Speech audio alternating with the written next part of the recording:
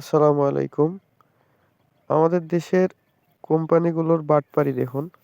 এই যে আমি হাত দিয়ে ধরে আছি সরিষা। এই সরিষার বীজটি ব্র্যাক কোম্পানির বাজার থেকে সংগ্রহ করা, ব্র্যাক কোম্পানির প্যাকেজিং। তো এই যে হাতে যেটা ধরে আছি এটার দানা দেখেন একটু মোটা। এই মোটা দানা হিসেবেই সংগ্রহ করা বীজ। আর এর মাঝখানে যে এই গাছটায় দেখুন, এটার এই যে দানা হচ্ছে চিকন। চিকনটার হয় কি, চিকনটার ভেতরে আপনার ২ সারি সরিষা থাকে। আর এই যে মোটাটার ভেতরে থাকে ৪ সারি সরিষা।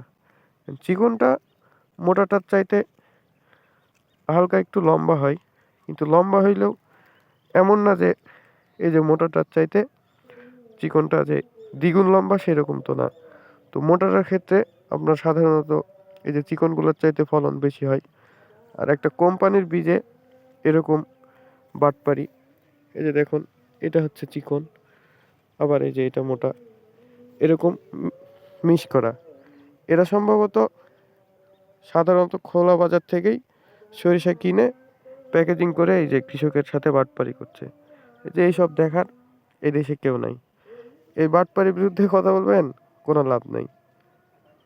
এই হচ্ছে আমাদের দেশের অবস্থা। ধন্যবাদ।